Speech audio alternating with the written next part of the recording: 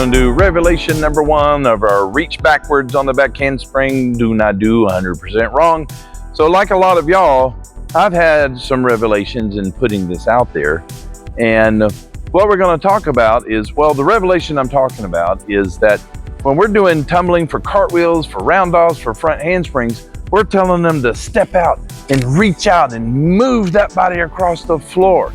Because power is moving across the floor, going from one spot to another as fast as we can. Being in one spot doing fast back handsprings, that's a lot of rotation, but it's not power. And so we're teaching this with the cartwheel. That's how you create power.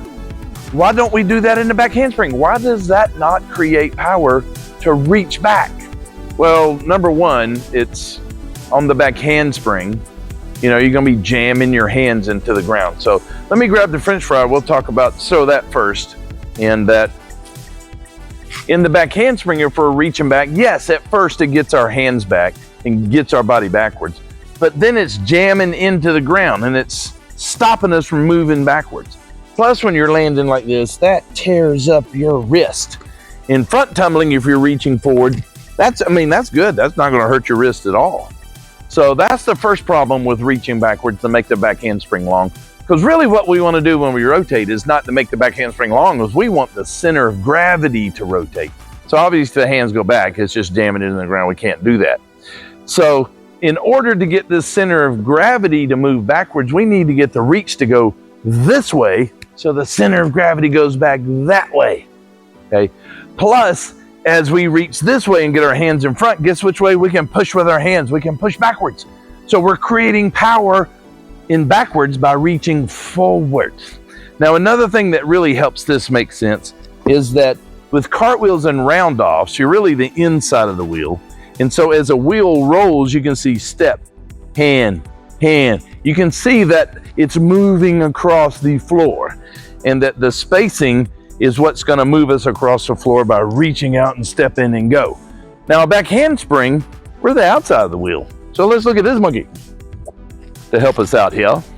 So when we're doing a back handspring, now we're the outside of the wheel, and that's why our hands need to come under.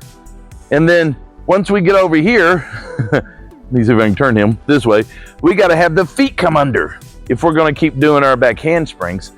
So that's why it's opposites in a way, is that the mechanics of what we're doing, one, we're the inside of the wheel and spacing out. So you can see as this wheel rolls, it's spacing out. But if you're the outside of the wheel, the hands have to come under. So, and like I said with the other video, if we put the power on the hands coming under and the legs going over, that's going to make it roll even faster. That's going to give you even more power. So that really kind of helps with the confusion of why on front tumbling, we want to step and reach way out, because we're the cartwheel, we're the inside of the wheel, so the spacing is really important on this one. And then on the back handspring, now we're the outside of the wheel and coming under.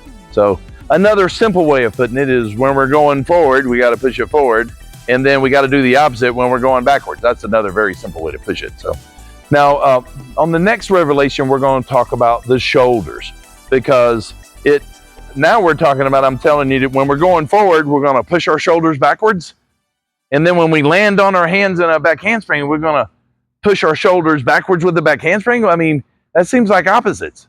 So we're going forward and pushing back, but then in back handspring, we're going to push back and not forward. Why aren't we pushing our shoulders forward? We'll talk about that on the next one. See you on revelation number 2.